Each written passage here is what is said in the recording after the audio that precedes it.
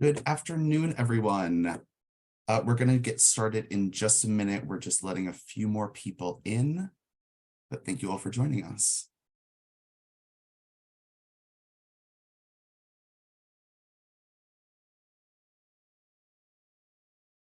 Welcome, everyone. I am Scott Sinclair. I'm the Senior Manager of Programs here at Cancer and Careers, and I'm so happy to welcome you all to today's webinar.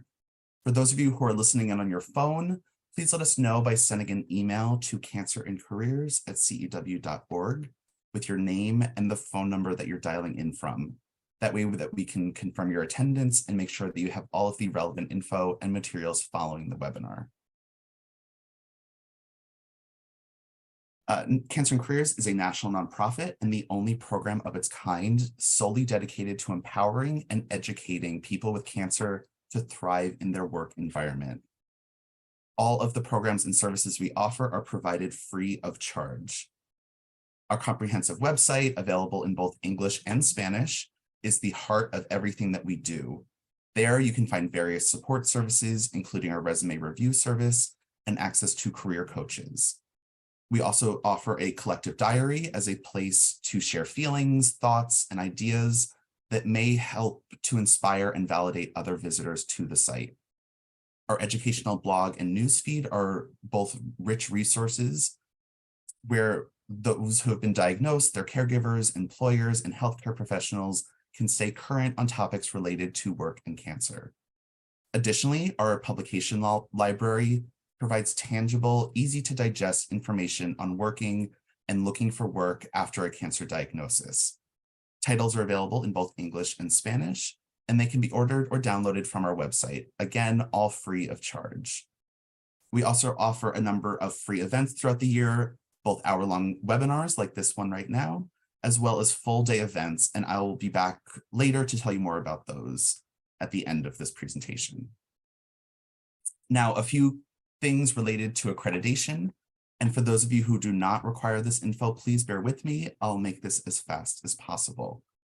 Today's virtual conference is accredited for CEs by the Association for Social Work Boards, the New York State Education Department's State Board for Social Work, the American Nurses Credentialing Center's Commission on Accreditation, and the California Board of Registered Nursing, as well as accredited for PDCs for HR professionals from SHRM. If you plan on receiving continuing education credits for this program from any of these accrediting bodies, please proceed with the following steps. First, you must log in individually. Participants who listen in on someone else's line will not receive credit. Second, within 2 weeks of this event, you must complete and submit an evaluation and post-test, as well as receive a passing score of 80% or higher on the post-test. The link to the evaluation will be shared at the conclusion of the webinar this afternoon, so please take the time to complete it at that point. However, if you're unable to complete it today, a follow-up email with the link to the eval will be sent tomorrow, Thursday, May 4th, by 5 p.m. Eastern Time. Also, please note that the planners and presenters for this program have not disclosed any pertinent financial relationships or conflicts of interest, and that no commercial support was provided for this program. As you might know, Zoom has a lot of great features that you can use to interact with us and with other attendees. The Q&A box is there. If you have any questions for today's content, please submit them using the Q&A box below. We know the importance of privacy, so there is the option to submit your questions anonymously. We'll do our best to answer everyone's questions, but please be patient. If we don't get to your question today, please send us an email at cancerandcareers@cew.org, and someone will get back to you. You'll also see a chat box in your feature panel. Our goal is to keep you as engaged with the content and presentation as possible. An important thing to note is that the chat box is not private and will show your first and last name. So if that's something to be mindful of when and if you decide to engage in the chats. And again, please put all questions in the Q&A box, not the chat box, as they may be missed. Thanks in part to direct support from Genentech and QVC, Cancer and Careers is able to offer this 9th year of the Balancing Work and Cancer webinar series. This program was created to provide patients and survivors, as well as their care teams and employers, with concise, targeted information about work-related issues that arise after a cancer diagnosis. Additionally, we'd like to recognize Cancer and Careers as year-long sponsors who support all of our core programs and allow us to continue providing all resources and services free of charge.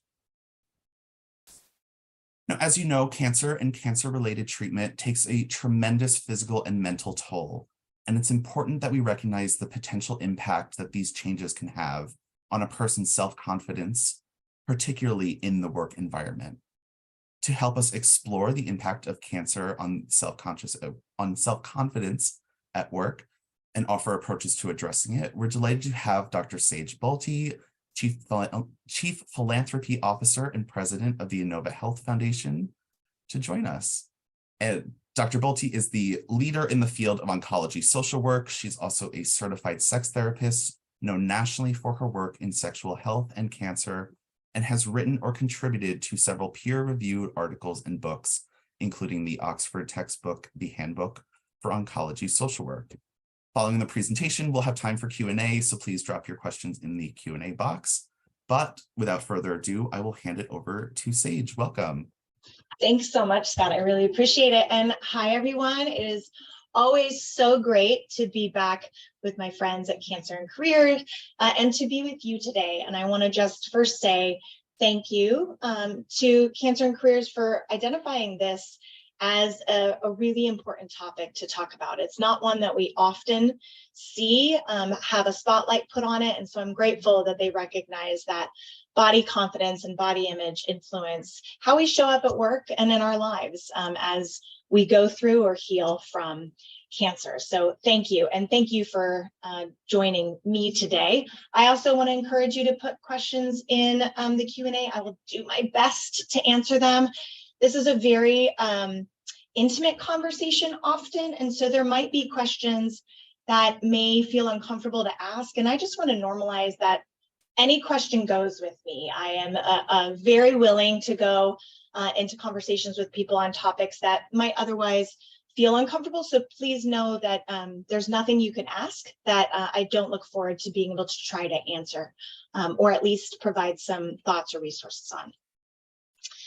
So with that, today what I hope we achieve together is to look at how body image may be impacted by cancer and how that affects, how I said earlier, how we show up at work, to normalize the many challenges that affect our body image from cancer diagnosis and its treatments.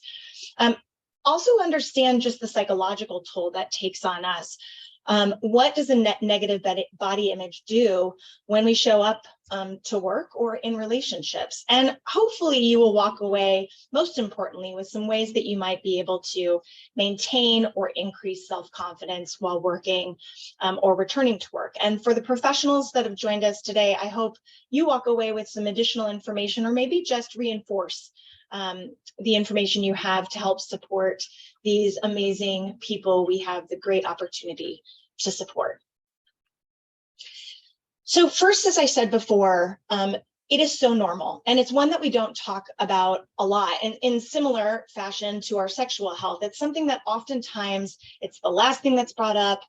Oftentimes, when struggling with body image, there might be worries about bringing that forward because they don't want to be perceived as vain or this is the last thing that should be on my mind, but it's really normal. And confidence can be impacted, and that can impact not just body confidence, but the body confidence in our body, right? So I might feel like my body has betrayed me and I have this constant fear of recurrence. How does that affect how we show up in relationships or at work? The way that we feel about ourselves impacts and takes hold. It can take big real estate in our mind if we give it that space. Certainly it can impact relationships, intimacy, our physical fitness and what we are or aren't able to do or what we're comfortable trying or not. And again, all of this can impact our work performance, our relationships at work, and the way in which we ask for help at work. I often use this, I look at it as like a Post-it note because I think it's a great start. Oftentimes when I see patients, they're tired. You know, they're tired from the physical effects of cancer, just the fatigue, the nausea, the brain fog. And then they get to this point where that's sort of still moving forward and healing, but they're frustrated that the body isn't doing the healing in the pace that it needs to. They're frustrated with the port that is still there, or the scar from the port. So please heal. It says, dear body, please heal. I don't know how much more of this I can take, but I know I need to be patient, but please. So again, recognizing that the ways that we feel or interact with our body, the way we think about our body, can have negative and positive effects. And to further normalize it, and I think this statistic is actually low, 31 to 60% of survivors, according to research, say that they struggle with body image changes, and whether that's significant alterations to the body, such as an amputation, or something that might be seen as more moderate, like a scar. People struggle at all stages. And I think it's important to also set the stage around body image evaluation and body image investment, because a lot of research around body image includes these two perspectives. So the body image evaluation, it refers to the degree to which you are satisfied with your appearance or dissatisfied. And if there is a discrepancy between what you perceive as something that is desired and that you like the way it looks, or you don't like the way it looks, versus the physical, what it actually looks like. And then the body image investment is, how much does it bother you? What value do you place on that? So for example, if I had been diagnosed with a cancer that put a scar on my face. And for me, how my face shows up and how it appears is really important. I value the way my face appears, and that scar isn't fixable. It's very visible. If I put high value that I believed everybody looking at my face is staring at my scar, and that created distress for me, I'm going to have behaviors that might mean I'm withdrawing, I'm not interacting with people, I may not try dating, I may have further negative thoughts, and that can have certainly so many more implications on our life.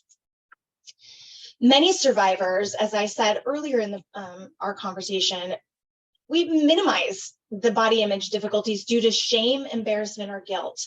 And what I mean by that is, it's oftentimes I'll hear, well, that should be the last thing on my mind, or I know I should just be glad to be alive, or I know this is really small compared to other people's experiences. And the more we minimize our own experience, the more that shows up in different ways in different areas of our life. And it can further exacerbate a negative image of ourselves. And they are body image concerns, whether you are 12 years old, like my daughter, or 95 years old. They are still a part of a human experience. We may shift and change and place less importance on the things we did when we're 95 versus when we're 12, but they are still an important part of the human experience. And then two other concepts around body image or body self-confidence is self-esteem, the way that the ways that we think about ourselves, right? It's really about our thoughts about who we are. And if we think that we are less, or we think we're not pretty, or we think we're not handsome, or whatever word you attach to it, oftentimes that negative self-esteem can lead to lower self-confidence. We might underachieve because we're not valuing ourselves in the same way. We might experience increased anxiety and depression. And then body image is a part of our self-esteem, right? The way that we view our body, what we think about and how we view our body. And that could be both positively and negatively, but we know that negative body image typically has a negative effect on one's self-esteem, similarly to what I identified earlier. Common body image challenges is just our perception or our concept of how we might represent masculinity or femininity that might be challenged. If there's changes in our appearance from hair loss to weight loss or weight gain, if we have scarring that is visible or not visible, how we manage that.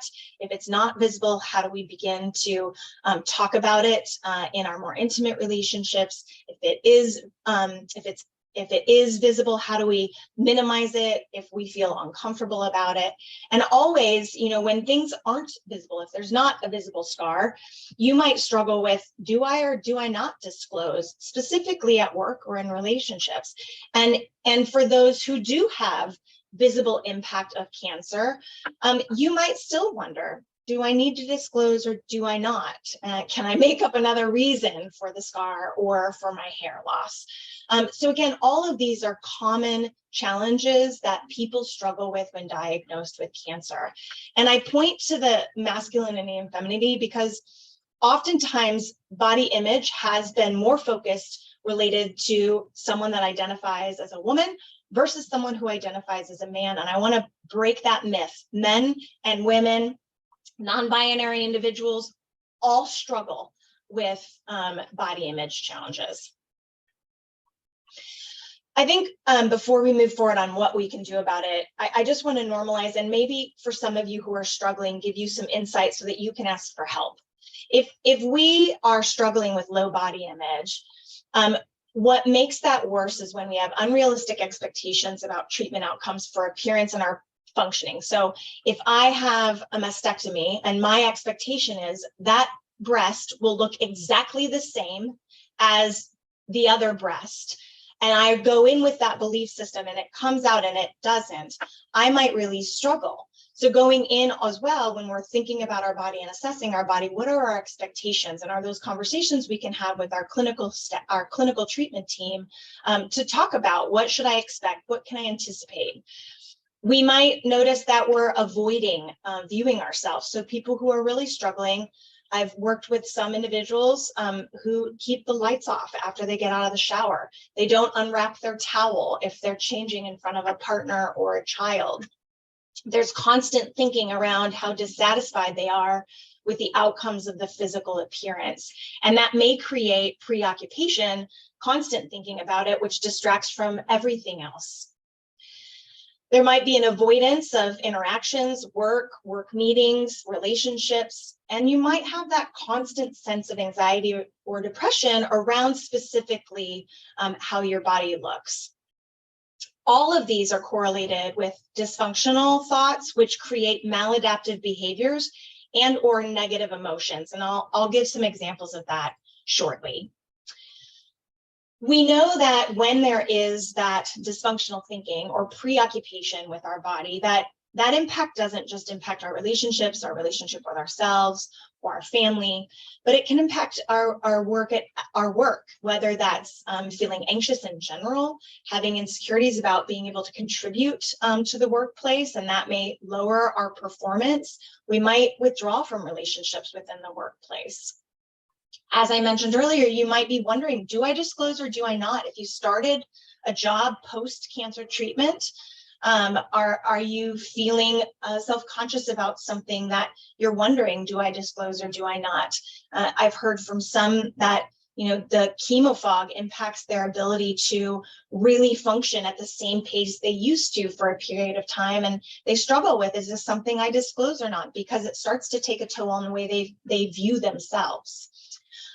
If you're living with advanced disease, there certainly are additional complex challenges. The unknown changes to treatment, which can consistently change your appearance. If you gain your hair back and then you lose your hair, if you gain weight or lose weight, all of that adds additional complex challenges, including just the conversation about being on treatment forever. And as we identified in several slides, it can challenge that work-life balance, right? You might find that you're avoiding relationships, or coworkers might actually begin to alter their interactions with you, and not for any reason around your appearance, but for not necessarily knowing what to say or what questions to ask or how to support you, but it might be interpreted as something related to your the way that you look. All right. Now that we've laid the groundwork, this is normal, that many people struggle. Some people struggle a lot. Some people struggle a little. What can you do about it? First and foremost, as you're thinking about how am I going to disclose, am I not going to disclose? How do I talk about this at work? How do I not talk about this at work? Both are okay. First and foremost, you need to get comfortable with your own story. And that includes identifying and recognizing that cancer is a loss, even though there may be so many things that are gained from your experience, whether that's friendships that have grown, relationships that have evolved, lessons learned. It is a loss. It wasn't anticipated, expected, and you certainly didn't ask for it. And it changes your world for you and your family. And if we don't give space to recognize that, to grieve the loss of hair, to grieve the loss of a breast or a scar or the body confidence that we had before, and we just try to push it away, it's going to find its way up. It's going to bubble up. So recognize and give space for that. That doesn't mean spend years or months necessarily, but it does mean allow and give permission for you to experience sadness or loss around what has changed. Also, being able to understand your diagnosis, the consequences of treatment, and any risks for your future, build your own confidence in being able to answer those questions, because people do find ways to ask questions that sometimes we think, wow, I don't know that I would have asked somebody that very intimate question. And finding your own voice in that, such as, you know what, I really appreciate your interest in how I'm feeling and doing, but when I'm at work, it is my place to escape from cancer. You can role play with a friend to get comfortable telling your story, and think about what are the barriers. What are the barriers to you sharing? What are the barriers for you saying, I'm not interested in talking about that? And also thinking, can you disclose your story in different ways with coworkers than you might with someone who you're interested in or dating? And also that there's no right or wrong way. There's no perfect time to tell. There's no reason why you need to tell right away. Everybody finds their own pace and space and place. Also, sometimes I just will ask clients to put themselves in the other person's shoes. How would you react? What would you want to know? And maybe what you would not want to know initially, so that you can also anticipate what someone might or might not ask you.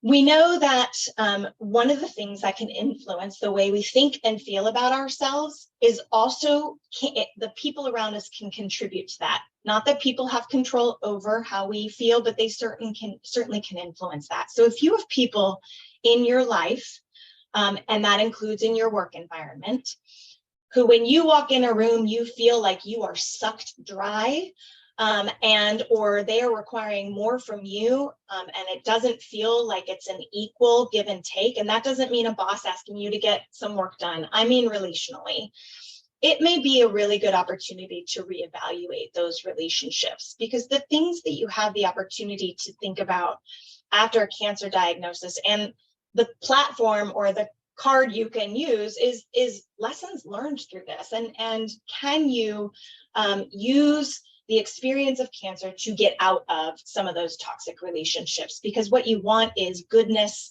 and health and positivity and people that lift you up around you. And if we can identify that negative thought, because we know negative thoughts lead to negative feelings, which lead to negative behaviors. So if I wake up in the morning, I look in the mirror and I think, oh my gosh, I cannot leave this house looking like this, right? That's a pretty normal thought that people have. But immediately, what does that do to my body? It may create a sense of anxiety. Like I immediately go to all the people that I'm going to be interacting with that day, and I can't imagine interacting with them. And then my behavior might be actually more harmful, which may be either spending an exorbitant amount of time on correcting what I see as bad, or doing the opposite and just avoiding going to the office, staying under the covers, keeping my lights out. And now I haven't helped myself either. So remembering that you have control over catching that first thought. We can't always catch the first negative thought, but when we can catch the one that we can recognize and then switch it to something else. So if I wake up and the first thought is, oh, I can't believe I look like this, I can't go out anywhere, and I catch that and I recognize it's making me feel bad, the other thought I can give it is, you know what, I do look different. And I also have the ability to put positive things in my life that help me lift up. I know that I'm loved beyond whether I'm wearing makeup or not. Giving myself something that doesn't sound crazy, like, oh, you're a goddess, Sage, you go rock the world, because I wouldn't believe that. I've got to give myself something that is positive that I can latch on to. And if you're still struggling, ask yourself, what things do I have control over? You have control, not always, because you have to catch that thought, but how you think and feel. That is your first step. What are some ways that you don't feel attractive? And are there some ways you can minimize that and maximize other qualities. For example, if there's something you're self-conscious about, but you feel really good about your smile or the way your eyes light up when you're happy, can you enhance that? Can you draw the attention to your eyes or your mouth? Additionally, I just want to normalize, if there's something that you feel stuck on that you think could be cosmetically altered, there is no shame in asking a plastic surgeon or an esthetician if it could. Also asking yourself, what is it that you feel less confident in? And then, is there something that you feel very confident in? And can you shift your focus to that? So I may not feel confident when in my weight, but I feel very confident in my ability to deliver a great presentation. And although they are not related, they absolutely influence the way I feel. And can I focus on what I do feel confident in? And then focusing on where you can excel at work. Where can you shine? And what can you feel positive about at work? As I mentioned earlier, if we can identify the negative thought and offer it a counter thought, and then follow it with a positive behavior, we might have a chance to slowly start chipping away at those automatic negative thoughts. So for example, if my first thought is, I will never look the same, that's probably a factual statement for many people. So instead of just letting it be, can we offer a counter thought? I may not look the same, but I can make choices for myself right now that help me feel better. I can go take a walk. I can exercise. I can rest for another 10 minutes. I can go make my favorite smoothie or make my favorite coffee. There are things that you can do that still can build you up. As I mentioned earlier, you have an opportunity to really evaluate those toxic relationships. And I often joke, you don't always get to choose your in-laws. And if one of those individuals are toxic, we can't always change that. We can't cut them out, but we can make choices about how often we expose ourselves to them. And if you find this in the work environment, if you're finding that you have people around you that either are negative or asking questions that you feel uncomfortable with, you know, there's a reason that we have human resources, and going to them to ask for support if these exist in the workplace may be a great place to help. Also, if you have employee assistant resources that are available, that might be an opportunity. If you have a good relationship with your manager, bringing this forward and asking for some coaching on how you might manage it. Again, I think as we get back into the world, whether it's virtual or in person in the workplace, those relationships, we spend a lot of time at work, those relationships matter, and how we manage them is also really important. And if your needs aren't being met by your coworkers, by your friends, by your manager, related to specifically, for example, if people keep telling you comments like, you know, I'm sure you're going to come out of this stronger, I'm sure that there's a reason for this, it is okay to say it's not helpful to me when you say everything is going to be okay or everything happens for a reason. What I need for you is for you to listen or to tell me that this frustrates you too, or give me a hug, right? Instead of trying to fix it, just be present. What are some ways that you can reconnect with yourself and others, yourself physiologically, spiritually, emotionally, psychologically? One, you know, the reality is that as you go through cancer treatment, whether you are on chronic treatment or whether your treatment has ended, as treatments continue, it's not uncommon for your limitations to change, right? Maybe 3 days after chemo, you're just done for the count. A week later, you have more energy and can take on more. Supporting your new limitations and your new abilities is really important, both physiologically and psychologically. Give permission to yourself for them to be fluid and changing, that they're not always going to be the same, that not every day is going to look the same. And most importantly, when it comes to the workplace, communicate this to your team. I'm going to have really good days, and I'm going to have days where I'm going to need to take it slower. And I commit to communicating that to you. If you don't have an environment that's supportive of that, again, it might be an opportunity to talk to your HR team member to get some support. Are there people at work that you really can be honest with and share concerns, or maybe go to when you're struggling with something and they can either lift you up or problem solve with you? Are you taking time out to just reconnect with yourself, taking a break from the stressors around you and thinking about what are the things that continue to give to your body? And again, that could be exercise. It could be getting a manicure or pedicure. It could be sitting in prayer and meditating. Talking with others can be incredibly helpful. So is there a support group that you could attend to talk about the common concerns? Many, many times in the support groups I facilitated, the issue of body image came up, and it was very normalizing and supportive for that group to talk about. The only caveat I would say with support groups, and this is just a professional and personal bias, is if you're looking for a support group and to support you, if you're struggling with depression or anxiety, really look for a support group that is professionally facilitated. If it is just peer facilitated, those can be just fine.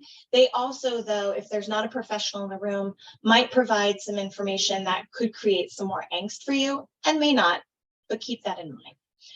If, again, you're struggling with some of the long-term concerns or ongoing issues, make an appointment with a therapist, with your medical oncologist, with a plastic surgeon, and talk about the concerns you have. See if they might have some solutions that would help you build your confidence back up, and or adjust your expectations so that you stop beating yourself up over, I haven't yet, or I'm not. And if you find that you're pulling away, not wanting to be around friends, not responding to text messages, not wanting to check emails, not wanting to listen to voicemails, not wanting to be in a mirror or be in a public place, not wanting to be seen by people, I would really encourage you to consider being evaluated for depression. And that can be done certainly initially by your primary care physician, or perhaps in your medical oncology team if they have a screening tool. But seeing a certified therapist, whether that's a licensed clinical social worker or an LPC or otherwise, I would really encourage you to seek out support. What are some other techniques you can use for strengthening confidence? Some of these might, for some of you, feel a little hokey or maybe a little extreme, but I think offering lots of tools to put in your toolkit is really important. And because we're all different, we all may take one or two of these and stick them in our toolkit. One of the ones I like, I tend to use a lot, even for myself, is when I'm struggling. Find 3 things every morning that you like about yourself. So this is a mirror exercise. You're looking in the mirror and you're going to find 3 things that you like about yourself. It could be your smile, your eyes, the shape of your neck. It can be anything, but it is physical specifically. If you struggle with finding anything physical that you like, start with your personality or other things you bring. And initially, you want to do that looking in the mirror, dressed like you were going to work or to an event. And ultimately, the goal would be that you can look in the mirror and be naked, like getting out of a shower or bath, and find 3 things that you like about yourself. Because oftentimes that is when we are at our most vulnerable and when we have the most negative thoughts.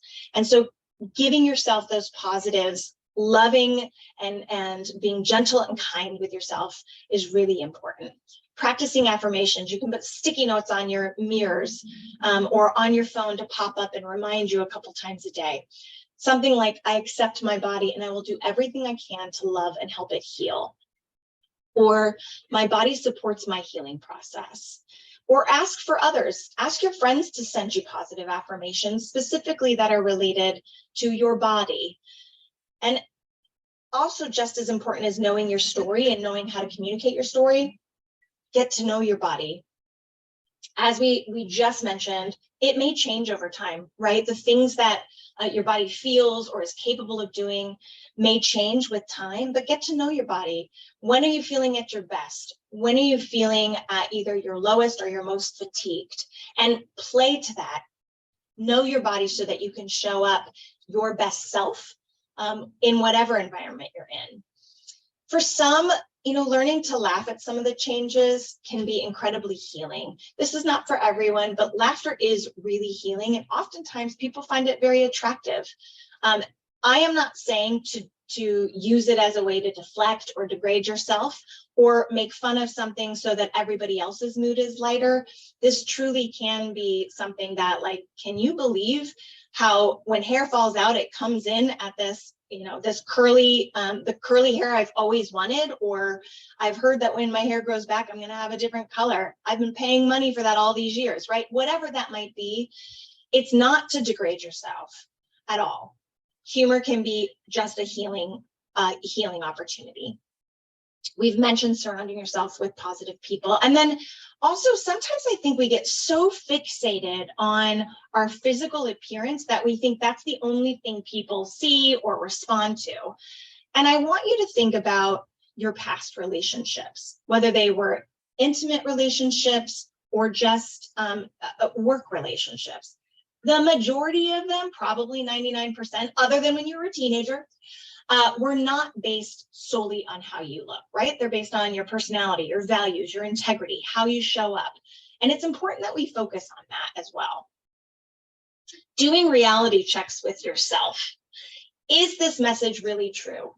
And again, you may be in a place where you think it is really true. If your belief is, I am ugly, that may be your belief. But could you ask someone else who you trust to have a conversation with you to validate or invalidate that?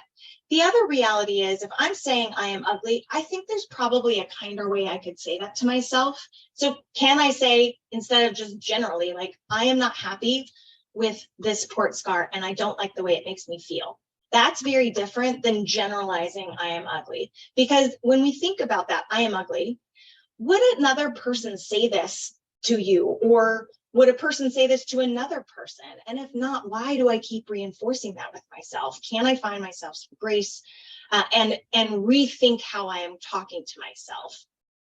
And again, maybe just having a conversation with someone you trust could shed some light on what they think, or some additional ways that you could help support yourself or rethink, change your thoughts. Other tools that you can put in your toolbox that work for many is just becoming more aware of the thoughts we're having, becoming more aware of our emotional experiences, becoming more aware of the times we're feeling low at work or not feeling like we're showing up as our best. And creative expression can be a great tool for unpacking that in a way that allows things to come up organically instead of sitting and really thinking. So journaling can be a great way to reflect and look back and gain insights. Meditation or prayer, taking moments to just sit and be, or if you have a higher power, inviting that higher power to help you understand, give grace, take some of the barriers away. We know that movement is incredibly powerful for your head and your body. So move. Do things that help you feel more connected to your body. You don't have to be a marathon runner. You can just walk. Or if you're more physical and you want to box. And learning to identify and beating your negative thoughts to create more positive responses. Again, some of these tools can help you do a better job at catching that thought and reacting to it to change it. How do we change our thoughts? It certainly is not easy. Automatic thoughts are just that, automatic thoughts. But the more we practice certain words, the more we practice catching those negative thoughts, the likelihood is we can start changing those automatic thoughts. We can start changing the narrative that we have of ourselves. So really paying attention to the words we're using. If we're using a lot of negative words like worried, frightened, upset, tired, bored, not, never, can't, should, we often in the clinical world say stop shoulding on yourself. It doesn't ever lead to a positive outcome. Can you think more with positive words like happy, peaceful, loving, enthusiastic, warm, capable? Are there other words that you can really be intentional about using when you wake up in the morning and throughout your day? I shouldn't use the word don't. I should make a suggestion, but I really feel like don't. Don't make a statement like, I'm not going to worry anymore. That's not practical. Worry is a normal emotion. It's how much time we are spending worrying and what we do with the worry. So instead say, I choose to focus on the positive, or whatever feels right. Substitute it with, it would be nice if, instead of should, right? It would be nice if I went for a walk today. It would be nice if I got to the gym today instead of I should get to the gym, right? Because the outcome, if it doesn't happen, is going to make me feel worse. And honestly, shoulds put pressure on us that might create a negative reaction, and we may not do the thing we wanted to do because we feel pressure. I would encourage you to use present tense. Instead of I want to be healthy, I am healthy. I am well, I am healing, I am happy, I have a good job, as if the condition already exists. And this may be hard for some, but even setting that intention, even if you don't feel healthy, can you set it as an intention? Can you see yourself as healthy? Can you put yourself in what healthy would look like, or happy, or enjoying your job? And as you do that, use the I statements, the me, or using your own name. And another example of when you put something and then you counter it. Again, it's not over the top, I'm ugly to I'm a goddess. But if you have a thought of I'm not worth anything anymore, can you just add, I'm a valuable person? And maybe you need somebody to send you that positive thought if you're in a low place. I've never accomplished anything to I've accomplished many things. And even that idea of accomplishment, right? Are we looking because I've achieved a PhD, or I learned how to write, which is a really hard thing to do. I learned how to type. Sometimes we minimize our accomplishments. So again, thinking about what negative thought and what positive thought you can offer. I learned this from one of my colleagues, and I've stolen it from her ever since, and I use it with clients all the time, is having your to-do list. I did this myself, and I find it really helpful. And there's a few things you can keep. You can keep it in your purse, or on your desk, or on your mirror, or in your nightstand. But sit down and write at least 5 of your strengths. Are you honest? Are you persistent? Are you friendly? Write 5 things that you admire about yourself, like you've done a really good job raising great children. You have good work ethic. You have a valued spiritual life. What are the 5 greatest achievements in your life so far? And that could be recovering from a serious illness. It could be, again, learning something like using a computer. At least 20 accomplishments. And these are the simple ones, like learning to floss my teeth, tying my shoes, looking someone in the eye and having a hard conversation. Write down 20 of those. Can you write down 5 ways that you can treat or reward yourself that don't include food and don't cost you anything? Oftentimes when we think about rewarding ourselves, we think, oh, I can go get that extra ice cream, or I can go get that outfit I've wanted. Instead, let's think about how you can treat yourself that without food and with things that don't cost. And that could be sleeping in an extra 15 minutes, looking at something beautiful. Maybe you have a picture that takes you back to a wonderful memory. Watching a movie that makes you laugh, or that friend that you always feel like time never stopped with the 2 of you. That is a wonderful treat or reward. Can you think about 5 things that make you laugh? And I'll give you an example. I have preloaded on my YouTube a couple of short videos that when I am feeling frustrated, I'm raising 2 teenagers, so it happens often when I am feeling frustrated.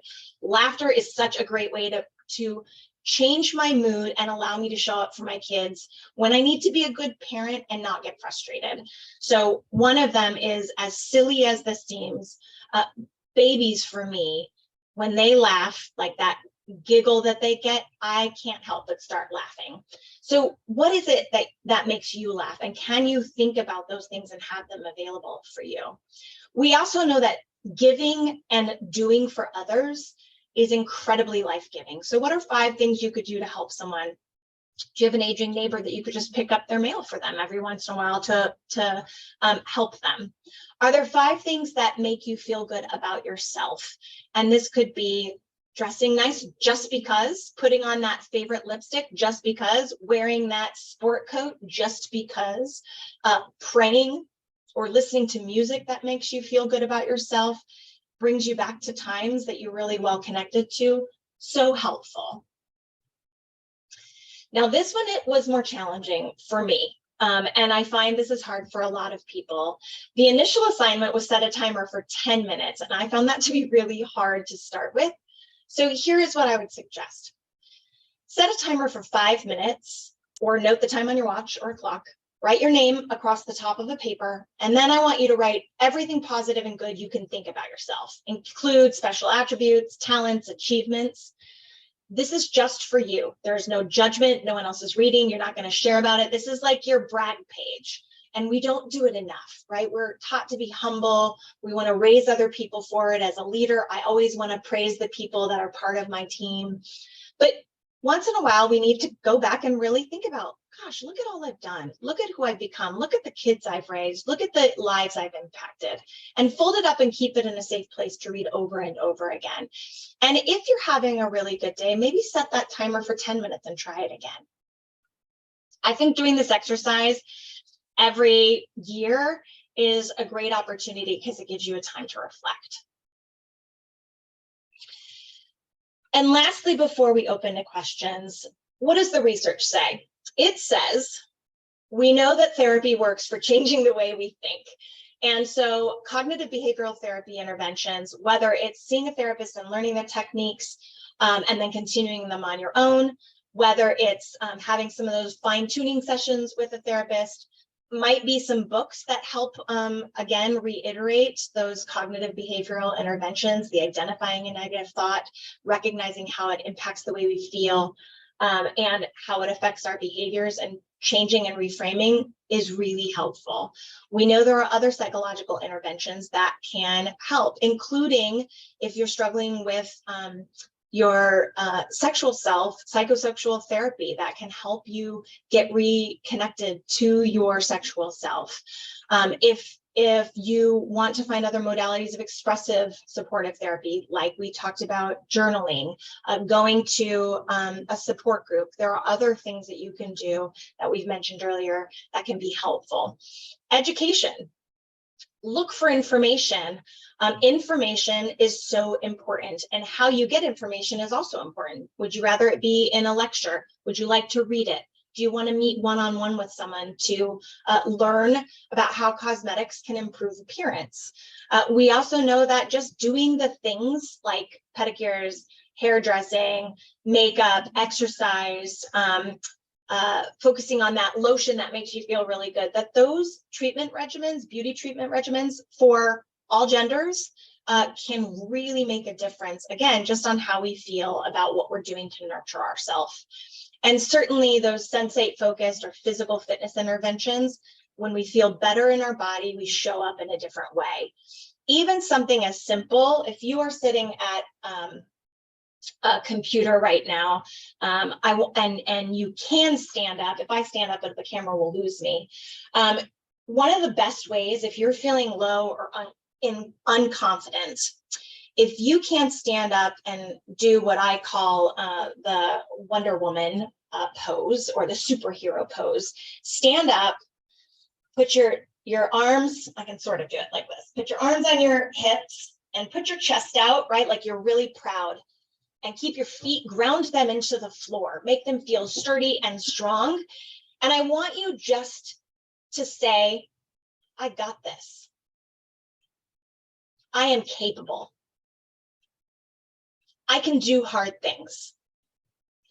And thinking about just that, grounding yourself with your feet, sticking your chest out, it physiologically, it shifts how you show up. It can shift things in your body. And it is such a simple technique and tool. I wish we taught all toddlers this technique. So I would challenge you to use that as you go along in your day. If you're struggling, it also, again, if you're noticing that you're slumping, go back to what we know, sitting up. Strength training and core strength can also help with just better posture, and posture matters when we're feeling not confident. So lastly, in summary, cognitive behavioral, changing the way we think, can be important. Remember that you're in charge of yourself. You can be more in control of your thoughts, your environment, and your body. Being patient and giving yourself grace. Seek out help, ask for help, and then allow time to adjust. It takes time to adapt, so treat yourself with compassion and kindness. And I finish with what I think is really important, in addition to talking with others, remain active, whatever that looks like for you. Being willing to ask your providers, are there medical or non-medical interventions? Can you identify your goals and your struggles with your healthcare team so they can, again, support you through what's possible and what's not? If we don't ask, we won't know. And finally, I love this picture. It says, "Dear body, I wasn't always happy with you. I wanted longer legs, a flatter tummy, firmer arms. But recently, we've been through a lot, you and I. We faced cancer together. We lost our right breast, our hair fell out, but we got through it. And now I've learned to love and accept you for what you are. Not perfect, but beautifully imperfect. You are my body, and I'm proud of you." What a better way to end than a thought around that. And maybe that's something you can repeat to yourself as you continue your own healing on body confidence. So I look forward to some questions. Scott, I'm not sure if you're going to read them to me or if you want me to go in the Q&A, but I will turn it over to you. Thank you so much, Sage. That was wonderful. We have a few resources here. I put a link to the deck in the chat if you want to download it and take it with you today, and some contact info as well. And just want to, before we move on to Q&A, I want to make you aware of a few upcoming events that we have here. Our next webinar is going to be on June 7th, and we'll be joined again by career coach Julie Jansen, who will be discussing job search. So we hope you can join for that. We also have upcoming sessions on self-care, balancing work and cancer, as well as communicating effectively, which we're doing in 2 different parts, one in September, one in October. So we hope you can join for those. And then we have our national conference coming up, which is a full day event on Zoom. It's going to be on Friday, June 23rd, and is open to anyone who has been touched by cancer. If you want more information on any of these events, there are links here in the deck that you can find. You can also go to our website and find out more information, as well as register for free. And then I'm just going to leave up the CE requirements here while we go into Q&A. Again, it's going to pop up with the eval at the end of the session today, and you'll also get an email tomorrow with the evaluation and the post-test. And just one more reminder too, if we don't get to your question, please shoot us an email, cancerandcareers@cew.org. We're happy to get to anything that we don't get to today there. So without further ado, let's jump into some questions. Yeah. The first one I have here for you, Sage, is it normal to feel that part of your body is alien to you? So for example, implants in breast cancer. Such a common question, and yes. This is something that comes up a lot in breast cancer support groups and in others, not just those who have breast implants. But it is really common, and there are some ways to continue working on that. Certainly recognizing that it is a foreign object that has been placed into your body, and just recognizing that, and then learning how you might integrate it into yourself. The removal of the breast is what took the illness away, and the placement of this foreign thing that doesn't feel part of me yet is what has continued to support me having life. And reframing even just how you approach your thoughts around the breasts. And if it's not about an implant, but it's about just feeling like you've been invaded by an alien, your body is no longer your own, that is a very common feeling as well. And finding, again, ways to feel a little bit more in control, things that you can anticipate or plan for, things that are life-giving or soothing, like sometimes essential oils can be really helpful. Having that really healthy meal that makes you feel so good and get you back in touch with you feeling a little bit more like yourself. But short answer, it is really normal, and it will improve. Continuing to talk about it is one of the ways it can improve. Thank you. The next one we have here, can you speak a little about trouble with the image of brain due to cognitive changes? I find myself embarrassed not being able to process information or time management since chemo brain. Yes. So again, really common, and I appreciate that question. So chemo fog or chemo brain definitely impacts how we feel about ourselves, especially if we really prided ourselves on being organized, being able to remember, have quick recall. And our jobs often require those things, and the requirements of our job don't go away even when our brain changes. So it can create some challenges. I think one of the tools I would say is having a conversation, if it's affecting at work, having a conversation with your manager about just naming it. Hey, this is a real thing.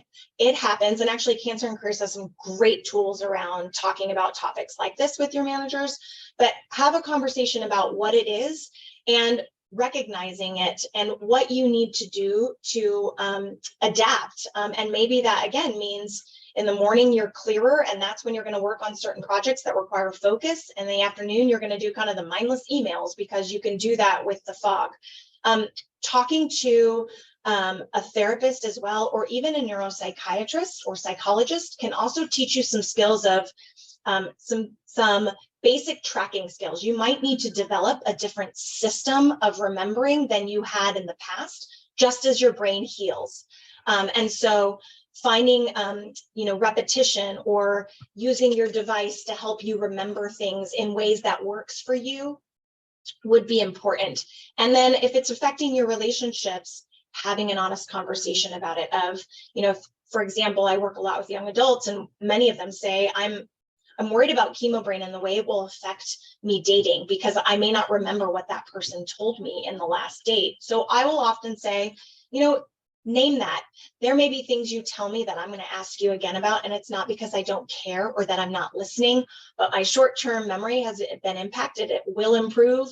And I just want you to know up front that if I re-ask a question or if I'm not catching something, it's not because I'm not here, present, or care about it. And you can use that same language with your coworkers or your boss.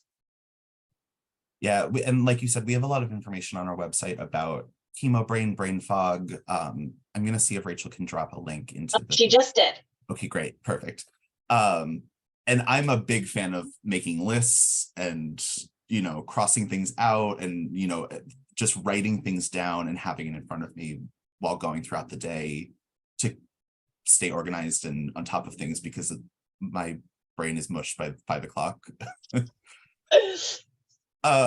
The next question I have here is, can you talk further about honing your story and how to pull together your story, almost an elevator pitch? A cancer journey can be long and complicated, so to share the short version would be helpful. Yeah. I always think of like developing your cliff notes to then developing a one-pager to then developing an elevator pitch. So I almost think of these as stages. So here's what I would recommend. Sit down when you're in a good space and you have 45 minutes to an hour and write your entire journey in a way that is helpful to you. Again, for some people, this can be traumatizing, and so I wouldn't put that out there. If that's going to be unhelpful, don't. But if you're looking for simplifying, get on a computer or type it out and write it down. Then walk away from it and don't look at it for a little while, maybe a few days. Then go back and look at how you started each paragraph or each sentence, and maybe take a few sentences from that and create what I would say like the cliff notes, which maybe for you, if your first story was 4 pages, maybe this is whittling it down to 2. And then take that and take the major themes that you see and put it into a 1-pager, and then take that and put it into the elevator pitch. So for example, what I often hear people incorporate into their elevator pitch is that they were diagnosed, what they were diagnosed with, that they did these treatments. You don't have to tell them every single one, but I did chemotherapy and radiation. That it's still a journey for me, and I have follow-ups every 3 months, and I'm scanned every 3 months. And I struggle with, memory at times, or I gained confidence in this, right? Can you share something that you learned, something that is still a struggle? And then wrap it up how you want it wrapped. Like, I really like to leave talking about cancer kind of at home, not at work, or, if you have more questions in the future, I'd be happy to answer them. Or again, you end it with, it's been a journey, one I didn't ask for, and I will continue to live every day to the fullest because of it. You can just kind of wrap it up. So again, trying to make it true to your story without being dismissive. You are right. There are so many twists and turns in cancer, and there are so many lessons learned and things we wish we wouldn't have done, or things we wish we could have avoided, that if really left to our own ability to share the story, we could share. But keeping it very simple. And again, it depends on I'll often say develop your work pitch and then your dating pitch, which are kind of two different pitches. For the dating one, it's what do they need to know, right? And what they need to know is, are you still in treatment? Are you cured? Are there any long-term effects that could impact the relationship, such as fertility? And so that information is shared in a way that other questions can be asked. We could do a whole, I bet Cancer and Careers have, on like telling your story. But that's where I would start. Maybe we'll bring you back next year and we can. Okay.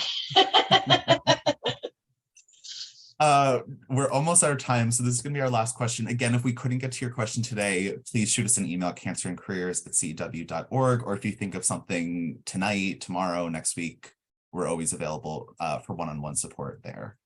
So our final question here is, how do you feel about dialectal behavior therapy, or DBT, as an approach to help build confidence? I love DBT. It requires commitment and time. And if you're doing it in a therapeutic setting with a therapist, it again requires time.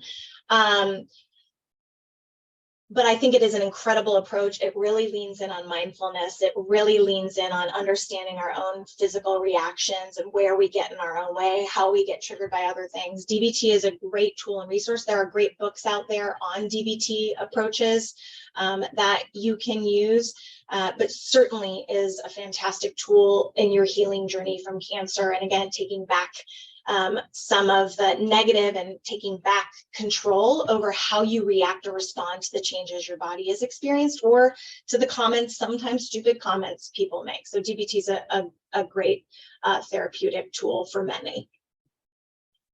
Well, Sage, thank you so much. And thank you all for joining us today. We hope to see you again soon. And again, if we didn't get to your question, cancerandcareers@cew.org is our email. It's checked throughout the day, and we'll be happy to get you the support that you need. So thank you so much.